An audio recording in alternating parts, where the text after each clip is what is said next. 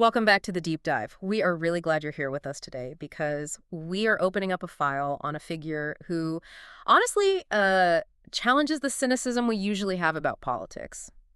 You know, that archetype we're always looking for, that sort of unicorn politician. The philosopher king. Exactly, the philosopher king. The idea that if you just put the smartest, most moral, most educated person in charge, someone who understands logic and ethics, everything would just, work out. It's Plato's Republic, isn't it? The dream that wisdom and power could actually sit in the same chair without one completely corrupting the other. Right. And usually when history tries to do that, it ends in, well, absolute disaster. Intellectuals tend to get eaten alive in the real world of power, or they turn into tyrants because they're so convinced they know better than everyone else. But today we are looking at the exception. We are looking at a man who might be the closest history ever got to a literal philosopher king. We are talking about Tomáš Masaryk. The father of Czechoslovakia, the man who literally wrote the book on logic and then went out and completely redrew the map of Europe. We have a massive stack of sources here to get through: biographies, political histories of the Habsburg Empire, sociological texts, and even some declassified intelligence reports, which are fascinating. They really are. And our mission today is to figure out how a guy who spent his life in library stacks analyzing suicide rates and, logic problems ended up commanding an army of 40,000 men, running a massive spy ring, and convincing the United States to let him invent a country from scratch. It is a wild ride, but I want to frame this carefully right at the start. It is so easy to look at Masaryk as a great man biography. The marble statue in the town square that everyone salutes. Right, the guy on the coin. Exactly. But the sources suggest something much more interesting and I think much more applicable to how we think about leadership. This is a case study in what I'd call weaponized integrity. Weaponized integrity. That sounds like a contradiction in terms. It does, doesn't it? But Masaryk didn't win because he was a great politician in the traditional sense. He wasn't a backslapper. He wasn't, buying votes or making shady deals. He won because he treated politics like a science. A science. Yeah. He believed that if you analyzed a nation's problems with brutal scientific honesty, even if that honesty hurts your own people's feelings, the political solution would present itself almost mathematically. That is the big takeaway I want to explore. Truth as a strategy, not just as a virtue. That's it in a nutshell. He called it realism, but not the Henry Kissinger kind of realism, pure power politics. He meant looking at the reality of the world without the fog of national myths or emotion or superstition. And that very specific, chilly academic approach took him from, a blacksmith shop to the Prague Castle. Let's start at that blacksmith shop, because for a guy who became known as the grand old man of Europe, rubbing shoulders with kings and presidents, his start was incredibly gritty. Extremely gritty. We were back in 1850. The Austro-Hungarian Empire, at that time it was still just the Austrian empires, technically. He is born in Hoden in Moravia. Which is meaningful. Why? For those of us who don't have a 19th century map handy. Because it is the borderlands. It's where identities collide and blur. Geographically, it's right on the line between the Czech lands Moravia and Slovakia, which at the time was under Hungarian rule as part of the empire. So it's a cultural fault line. A huge one. Oh. But socially, it's even more mixed. And his family reflects that mix perfectly. Okay, so tell me about them. His father, Josef, was a Slovak coachman, a carter working on an imperial estate. We have to understand, in the 1850s, this is essentially a serf in all but name. He was working class, barely literate, speaking a Slovak dialect, very much from the soil. Then his mother? His mother, Teresy. She was Moravian, from the Czech side of the culture, but she had received a German education. She worked as a cook at the same estate. She was the one with the aspirations, the one pushing for education. So, right there in his own kitchen, you have the collision of the three main identities that would define his life: the Slovak peasant root, the Czech Moravian identity, and the German cultural dominance of the empire. It's like he was a living Venn diagram of the future country. He really was. That's a great way to put it. And there's actually a little dispute about where he was born, which highlights this whole thing. The official record says Hodenun on the Moravian side. But the nearby Slovak village of Kopany also claims him because that was his father's home. So even his birth certificate is sort of a bridge between the Czech and Slovak lands. He didn't stay in the coach house, though. He was clearly bright, but the path wasn't straight.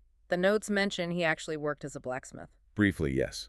His parents were poor, and at one point he was pulled out of school and apprenticed to a blacksmith.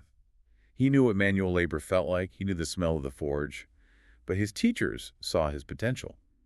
They pushed for him to go back to school. And he did. He managed to get into grammar school in Brno, and eventually he made it to the University of Vienna. And this is where the philosopher part of the philosopher king really gets built. This is the foundation. And he wasn't studying political science. I think that's important to note. He wasn't aiming to be a politician from day one. No, not at all. Political science as a distinct discipline didn't really exist in the same way yet. He studied philosophy and philology, but we need to be really specific about who he studied with because it explains everything he did later. His major influence was a man named Franz Brentano. I saw that name in the notes. For the listener who hasn't brushed up on 19th century Austrian philosophy lately, which I assume is most of us, why is Brentano such a big deal? Brentano was a heavyweight, a complete game changer. He taught Edmund Husserl, the founder of phenomenology. He influenced Freud.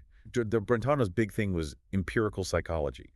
He believed that philosophy shouldn't just be abstract clouds and metaphysics. No angels dancing on the head of a pin. Exactly. It should be based on experience, on observation. It should be rigorous. It should be scientific. So treating the mind and human experience as data that you can analyze. Precisely. Masaryk took that scientific approach to the human mind and applied it to society as a whole. He also spent time in Leipzig studying with Wilhelm Wundt, who is basically considered the father of experimental psychology. So Masaryk is being trained by the best minds in Europe to look at the world, gather data, and find the root cause of a problem. And this leads directly to his first major work. And honestly, the title is pretty shocking for a future head of state. Suicide as a social mass phenomenon of modern civilization. There's Elfsmort, yeah.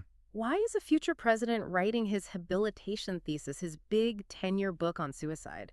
It seems so morbid. It sounds dark, and it is, but for him, it's actually a diagnostic tool. Masaryk wasn't looking at suicide just as an individual personal tragedy. He looked at the statistics, and he saw that suicide rates were skyrocketing across modern Europe in the late 19th century. And he asked the scientific question, why? And his answer wasn't just depression or individual mental illness. No. His answer, in a word, was godlessness. But not in a preachy religious way. He wasn't saying, go back to church. He argued that modern civilization had lost its unified religious and moral worldview.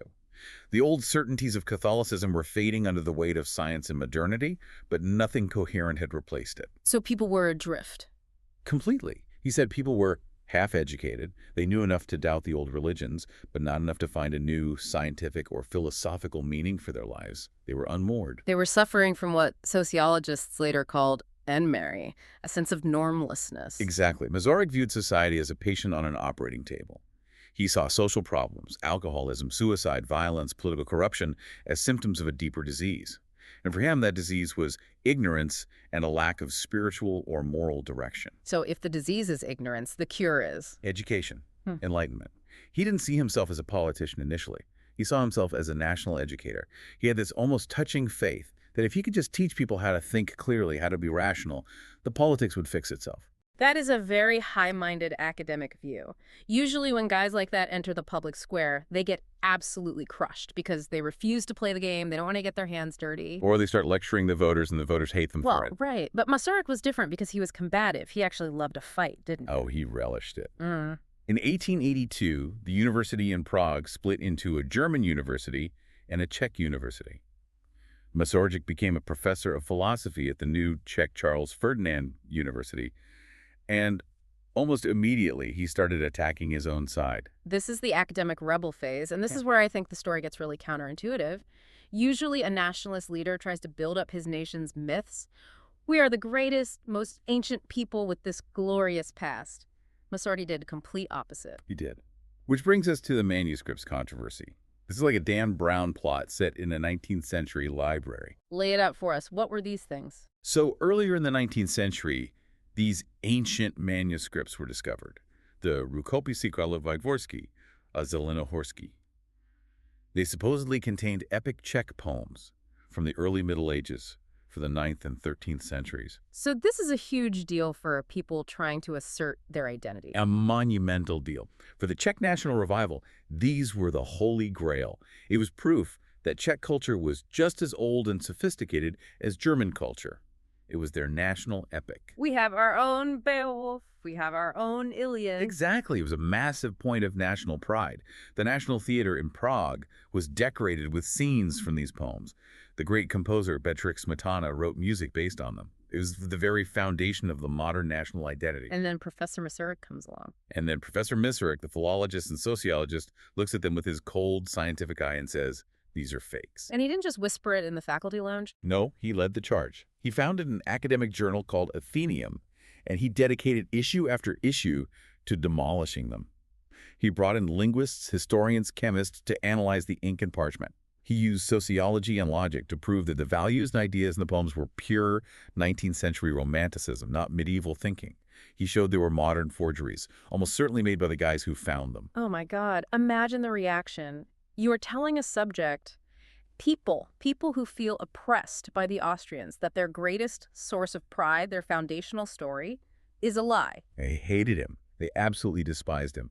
The press called him a traitor to the nation. Students boycotted his lectures. People would cross the street to avoid him. He was socially ostracized. For him, it was a matter of principle. It was everything. Masaryk's argument was crucial to understanding his entire political philosophy. He said, and I'm paraphrasing, a great nation cannot be built on a lie.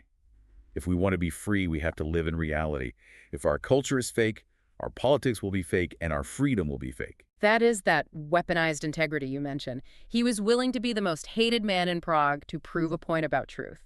And he didn't stop there. He took on an even more dangerous, more toxic target a few years later with the Hilsner affair. This was 1899. This feels like a true crime story embedded in a political drama. It really is.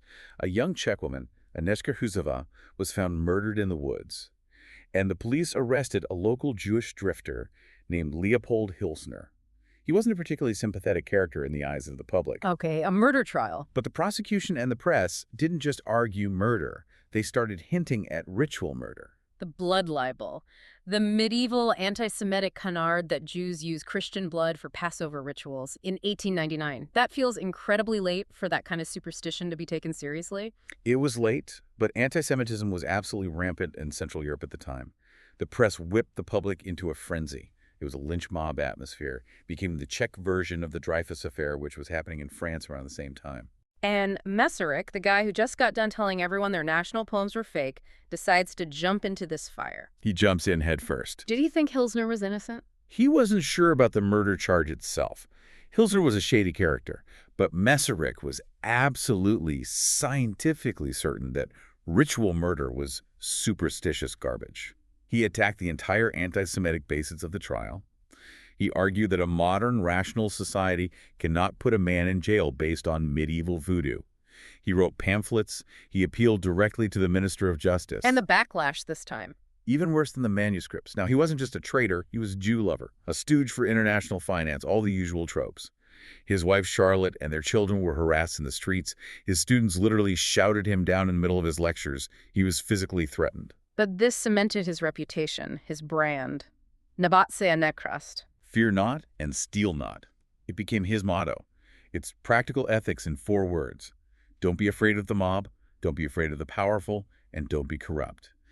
It sounds so simple, but in the decaying, cynical Habsburg Empire, it was a revolutionary creed. So he is a professor, a public intellectual, and a bit of a contrarian scold. Yeah. When does he actually get into real politics, into parliament? Well, he'd served in the Austrian Reichsrat, the imperial parliament in Vienna from 1891 to 1893, and then he was elected again and served from 1907 all the way up to 1914. Okay, so he is part of the system he's critiquing. He is. And initially, this is really important, he wasn't trying to break up the empire. He wasn't an independence at all costs revolutionary at first. He was a reformer. A reformer, exactly. He wanted to restructure Austria-Hungary into a democratic federal state. He wanted autonomy for the Czechs and Slovaks and other nationalities, but within the larger imperial structure. He thought the empire could be saved if it just modernized and stopped being so autocratic and German-centric. But then the world breaks. In 1914, World War I begins. The Archduke gets shot in Sarajevo, the alliance is triggered, the guns start firing all across Europe. And Masaryk, the sociologist, looks at the situation and makes a cold, hard calculation. He realizes Austria-Hungary has tied its fate to Imperial Germany. If the Central Powers win, the Germans will dominate everything, and the Slavs, especially the Czechs, will be Germanized into submission. If they lose, the entire empire will collapse. So either way, the old system is dead, reform is off the table. Reform is dead. The only path forward now is total independence. And this is where the story just gets unbelievable, because at this point, Masaryk is 64 years old. Yes. I mean, 64 in 1914 is like being 85 today in terms of life expectancy. He should be bouncing grandkids on his knee and writing his memoirs. Instead, he decides to become a revolutionary. He decides to launch a one-man war against a 600-year-old empire. He goes into exile. And we have to appreciate the danger here. This is high treason. If he is caught by the Austrians, he hangs. No trial, just a rope.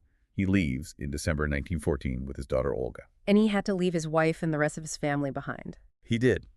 And that is the truly tragic part of the story for him personally. His wife Charlotte was American-born. We'll talk more about her later. And she was already in poor health. They thought maybe her American citizenship would protect her, or perhaps she just couldn't make the dangerous journey. She wasn't safe. She wasn't safe at all. The Austrian police put her under house arrest. They harassed her constantly, interrogated her, raided their home looking for evidence. His son Jan was conscripted into the Austrian army. The pressure on her was immense, and it broke her health. It's the terrible personal cost of that weaponized integrity. So he is on the run, a 64-year-old professor with a target on his back. Where does he go? All over. Geneva, Paris, but he ends up in London for a significant chunk of time. And what does a professor do when he is in exile plotting the downfall of an empire? He gets a teaching gig. Of course he does. He became a professor of Slavic research at King's College London. But this wasn't just to pay the bills. This was a strategic move. He used the lecture hall as a lobbying platform. His inaugural lecture was titled, "The Problem of Small Nations in the European Crisis." That is so on brand. He's using the lecture hall to lobby the British establishment for his country. It was absolutely brilliant. He used his academic credentials to get access to British high society, to powerful journalists, to government officials. He framed the Czech cause not as some petty squabble, we want power, but as a moral imperative for all of Europe. He argued that you can't have a peaceful, stable continent if you have these massive, oppressive empires sitting on top of oppressed small nations. But he wasn't just grading papers and giving lectures. The notes here say he was running a full-blown spy ring. Laughs, yes. This is the spy master Masaryk that most people don't know about. While he is lecturing at King's College, he's the central hub for an intelligence network called the Mafia. Mafia? Wait, like The Godfather? Spelled with two Fs, usually in this context, M-A-F-F-I-A. But yeah, it was the nickname for the Czech domestic resistance. It was a secret organization of Czech politicians, journalists, and businessmen back home who were gathering intelligence and passing it to him through a network of couriers. But even more effective was his network in the United States, right? Oh, much more. The notes mention a guy named Emanuel Victor Voska. Yes. Voska is a character straight out of a spy novel. He was a Czech-American businessman, a true patriot. Masaryk tapped him to head a massive counter-espionage network in America. They had something like 80 agents working for them. Who were these agents? They weren't trained spies. No, they were the invisible people. They were Czech and Slovak immigrants. And because of their language skills, they often worked as servants, drivers, clerks, chambermaids, or janitors for the German and Austro-Hungarian diplomats in New York and Washington, D.C. The classic invisible servant spy trope. The person you don't even notice is in the room. It works for a reason. Nobody pays attention to the guy refilling the water glass or the woman emptying the trash. They were going through diplomatic wastebaskets, listening to conversations through thin hotel walls, steaming open letters, and copying secret documents. And they scored some huge intelligence wins. I saw this in the outline, and I have to admit, it sounds like a conspiracy theory. The Hindu-German conspiracy. It's real. It's absolutely real. The Germans were trying to foment a rebellion against the British in India. The plan was to ship arms from the United States, specifically from San Francisco to Indian revolutionaries, to overthrow British rule. So the Germans are in San Francisco trying to start a revolution in India to distract the British from the war in Europe. Yes. It was a global plot to destabilize the British Empire. Yeah. And it was Masaryk's network, Voska's spies, who intercepted the communications between the German embassy and the plotters. They uncovered the whole thing. And they passed that intelligence on. They passed it directly to British and American authorities. This was huge. Masaryk was effectively trading high-grade intelligence for political support.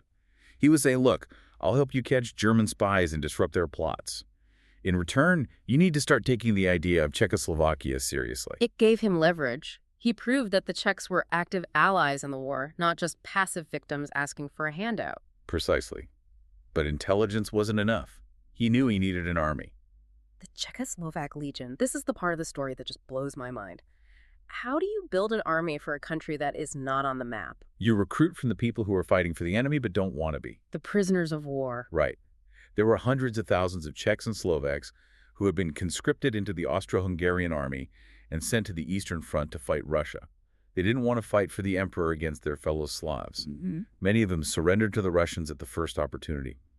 Masaryk saw them not as prisoners, but as a potential army in exile.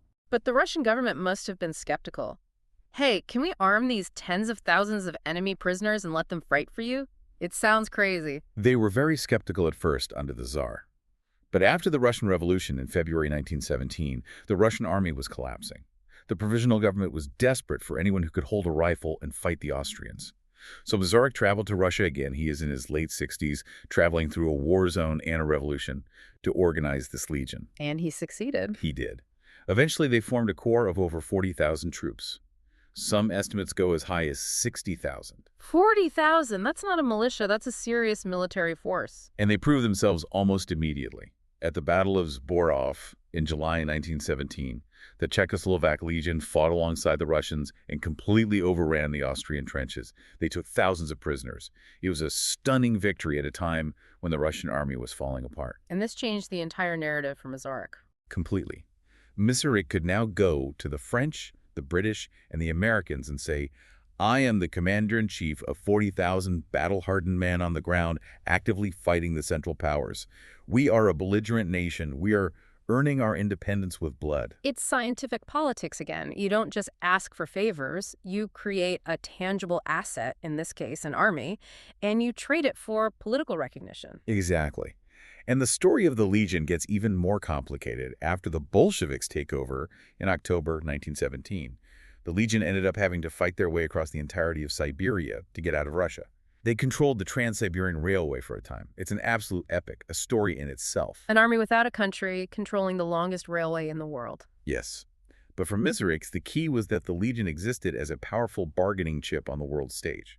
So he has the spies, he has the army, now he needs the final diplomatic seal of approval. He needs the big guy. He needs to convince Woodrow Wilson. So in the spring of 1918, Masaryk travels to the United States. The American tour. And this wasn't some quiet backroom diplomatic visit. When he arrived in Chicago... Why Chicago? Why was that the big stop? Chicago was the center of Czechoslovak immigration. There were more Czechs in Chicago than in almost any city in Bohemia except for Prague itself. It was the unofficial American capital. When Masaryk arrived, 150,000 people filled the streets to welcome him. 150,000. 150,000 people. That's a rock star reception. That's a Super Bowl parade for a philosophy professor. It was massive. And you have to imagine the visual. This elderly professor, this philosopher with his little wire-rimmed glasses and his academic's beard, riding through the streets of Chicago like a Roman general, with 150,000 people cheering for a country that hasn't even been officially born yet. That must have gotten President Wilson's attention. It certainly didn't hurt. It showed that Masaryk wasn't just some fringe intellectual. He had mass popular support. But Masaryk also had an in with America that was much more personal and profound. His wife. His wife, Charlotte Garrick, she was American, born in Brooklyn. A Brooklyn girl. I love that detail. A Brooklyn girl from a prominent Protestant family with French Huguenot ancestry. They met when he was a young scholar studying in Leipzig. He saw her in a park, fell in love, and they married. And she wasn't just a spouse. She was a true intellectual partner. The sources say he took her last name as his middle name, which is incredible for that time. He did. Tomáš Masaryk. That was a radically progressive move for the 19th century. Men simply did not take their wives' names. It was a public declaration of their partnership. That's a feminist move right there. It was, and she influenced his feminism deeply. Masaryk championed women's suffrage and equal rights in the new Czechoslovakia, largely because of Charlotte's influence. She was the one who translated John Stuart Mill's classic feminist text, The Subjection of Women, into Czech. She also introduced him to American Unitarianism, which shifted his religious views away from traditional Catholicism. So when he's in America, he isn't just another foreign dignitary asking for a meeting. He's practically family. He had friends in high places. He was close with Charles R. Crane, a wealthy Chicago industrialist who had connections to Wilson. He was friends with Supreme Court Justice Louis Brandeis. He understood the American mindset. He knew how to speak American. And this all culminates in the Washington Declaration. October 18, 1918, the Declaration of Independence of the Czechoslovak nation. And the most amazing thing is where it was proclaimed. It wasn't in Prague. It was proclaimed in Washington, D.C., and it was published in the Washington Post. That is wild. The founding document of a Central European nation was dropped on doorsteps in D.C.? It shows how crucial the American connection was. Masaryk and his team drafted it specifically to appeal to American values: democracy, self-determination, the rights of man. It was pitched perfectly to Woodrow Wilson and his 14 points. And it worked. It worked. The Austro-Hungarian Empire collapsed in late October 1918. The Allies officially recognized Masaryk as the head of the provisional government. And in November 1918, while he was still in New York, staying at the Plaza Hotel, he received a telegram informing him that he had been elected the first president of Czechoslovakia. Talk about a successful business trip. You leave as a wanted fugitive. You come back as the president. He returned to Prague in December 1918 to a hero's welcome, the President Liberator. So now the hard part starts. Winning the revolution is one thing. Governing is a whole other beast. And governing a new state carved out of a dead empire in Central Europe in 1919 was a complete nightmare. You have resentful German and Hungarian minorities within your new borders. You have Czechs and Slovaks who have different histories and expectations. You have a shattered post-war economy. You have Bolsheviks next door in Hungary trying to start a communist revolution. The outline mentions the castle. What is that? It sounds a bit ominous. The castle, or Arad in Czech, referred to the Prague Castle, the ancient seat of Bohemian kings, which became the seat of the presidency. But politically, it referred to the informal network of advisors, journalists, and intellectuals that Masaryk built around himself. Like a deep state. In a way, but a more benevolent one, you could argue. See, the Constitution they wrote was very, very democratic. It had a system of proportional representation. Which means lots of small parties, no clear winner. Tons of them. The agrarians, the social democrats, the national socialists, a totally different group from the German Nazis, I should add. The Catholics, the communists. No single party ever got more than about 25% of the vote. It meant that every single government had to be a multi-party coalition. It was inherently unstable. In Masaryk's tenure as president, there were 10 different cabinets. 10 cabinets in 17 years? That sounds like chaos. It could have been. But the one constant, the one anchor in the storm was Masaryk. There was a special provision written into the Constitution that allowed the first president, meaning him, to run for unlimited terms. Everyone after him was limited to 2. So he was the anchor, the stabilizing force above the daily political fray. He was the anchor. He was re-elected in 1920, 1927, and 1934. While the prime ministers and cabinet shuffled in and out, the Castle Masaryk and his inner circle provided the strategic direction. They kept the ship of state steady. And looking back, was it a successful state? Remarkably so for the time and place. In the 1920s and 30s, Czechoslovakia became the strongest, most stable, and most prosperous democracy in Central and Eastern Europe.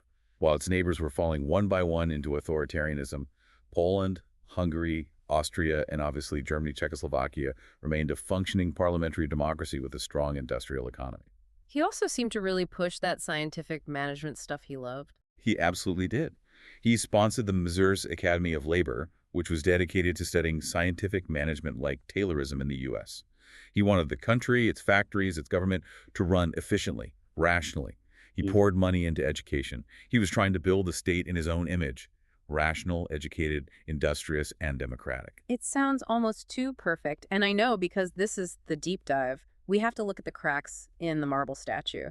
Masaryk was a giant, but he was a man of the 19th century. He had his blind spots. We do. We absolutely have to be honest about the limitations of his worldview. Let's talk about the humanist with blind spots. Lay it on me. What did the sources say? Well, his big book, Reflecting on the War, Svedova Revolus, The World Resolution, is a key text.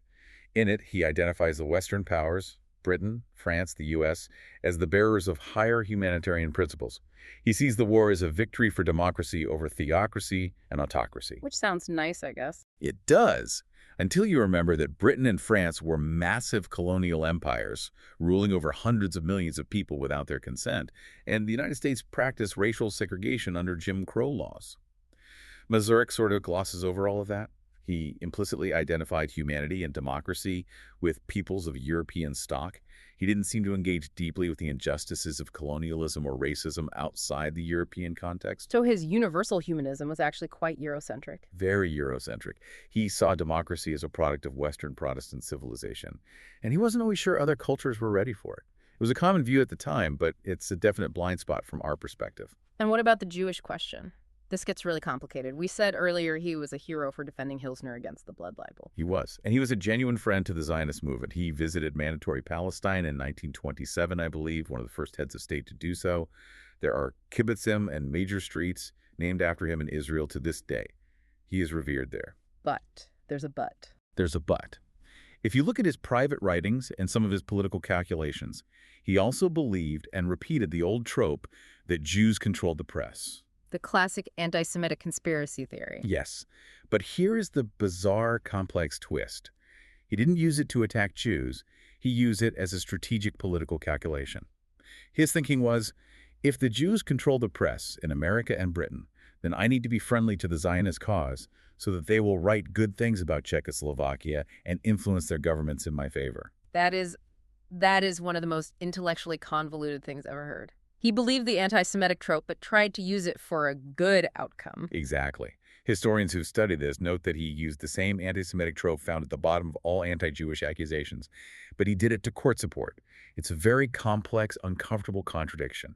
He would defend individual Jews from medieval superstition and violence, but he hadn't fully escaped the prejudices of his era regarding their supposed collective influence. It really shows that you can be progressive in your actions, but still hold on to some deeply ingrained regressive ideas. People are complicated, even our heroes, even philosopher kings. And his own religion was complicated too, right? He was born into a very Catholic society. Born Catholic, but he left the church as a young man and eventually became a non-practicing Protestant. He formally joined the Evangelical Church of Czech Brethren, but his philosophy was more of a secular humanism. What drove the change away from Catholicism? A mix of things. Intellectually, he hated the declaration of papal infallibility in 1870. The idea that one man could be infallible was, to his scientific mind, completely irrational. And personally, his American wife's Unitarianism influenced him tremendously towards a more rational, ethical faith rather than a dogmatic or mystical one. And he tried to project this onto the new nation. The sources mention his promotion of Jan Hus. Yes. Jan Hus, the 15th century religious reformer from Prague, who was burned at the stake as a heretic a century before Martin Luther. Masaryk promoted Hus as the ultimate Czech national hero, a man who stood for truth against corrupt power. Which is great, except Czechoslovakia was still a predominantly Catholic country. And the Catholic Church and a lot of Catholic voters were not exactly thrilled about the President of the Republic promoting a famous heretic as the national icon.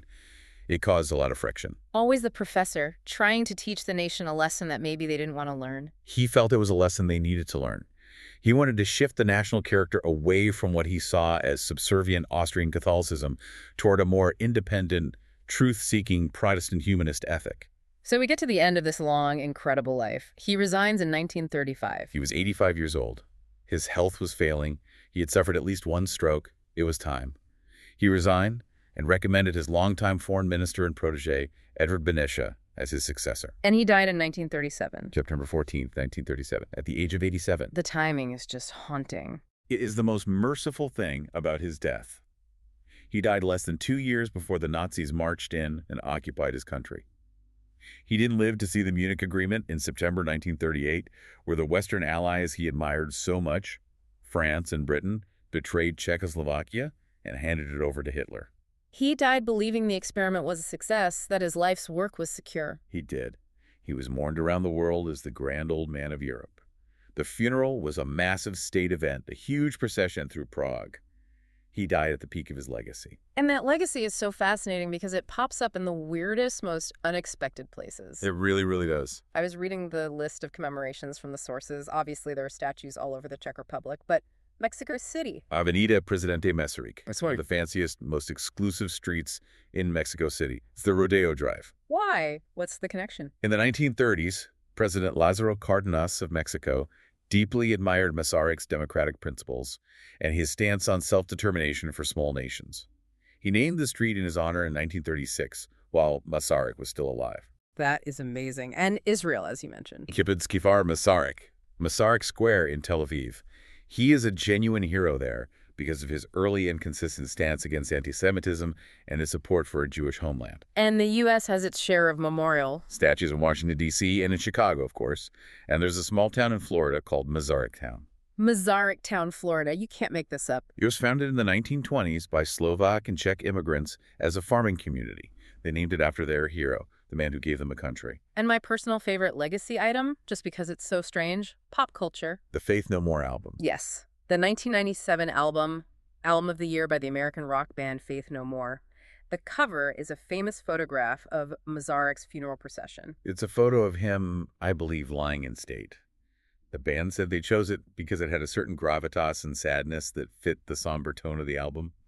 But yeah, seeing a 19th century philosopher president on a 90s alt-metal album cover is peak Masaryk versatility. So let's bring this all together. Let's land the plane. What does this all mean? We started by calling him a real-life philosopher king. And I think the title holds up with all the complexities we've discussed. Right. If you were to write it out, Masaryk's formula was unique. It was education plus moral courage plus strategic opportunism. Education. Know your facts. Understand the world scientifically. Don't build on lies. Moral courage. Stand up for the truth even when it costs you everything. Defend Leopold Hilsner. Expose the fake manuscripts. Go to jail for your principles. And strategic opportunism. When the world breaks, like it did in World War I, be ready to move. Use spies, build armies, charm presidents. Use every tool at your disposal. And tying it all together is that simple, powerful motto. Nabat se nekrest. Fear not and steal not. It sounds so simple, but building a nation on that foundation is incredibly hard. It is. Masaryk proved that a single individual, armed with intellect and integrity, can actually bend the arc of history. He didn't have inherited wealth. He didn't have a royal title. He didn't even have a country when he started. Yeah. He just had his mind and his principles. And with them, he built a state that, for a few shining decades, really was a beacon of democracy in a very dark region of the world. Exactly. All right. Leave us with a final thought to chew on, a provocative question. Well, let's go back to his core belief. Masaryk fundamentally believed that political conflict was just a result of ignorance. He thought if we were just smart enough, educated enough, and scientific enough in our approach, we could solve politics. He saw political problems as essentially engineering problems with human solutions. And the question is, was he right? That's the question, isn't it? In today's world, which is infinitely more complex, more polarized, and more data-rich than his, we have plenty of science. We have data analysts. We have think tanks. We have AI. But do we have the moral courage to act on the facts? Would Masaryk's scientific approach to politics still work today? Or was he a unicorn, the last of the philosopher kings, a product of a time that has long since passed? A heavy question for the drive home. Thank you for that incredible deep dive. My pleasure. And to our listeners, next time you're in Mexico City on that fancy avenue or listening to that Faith No More album, remember the philosophy professor who fought for truth and built a nation. We will see you next time.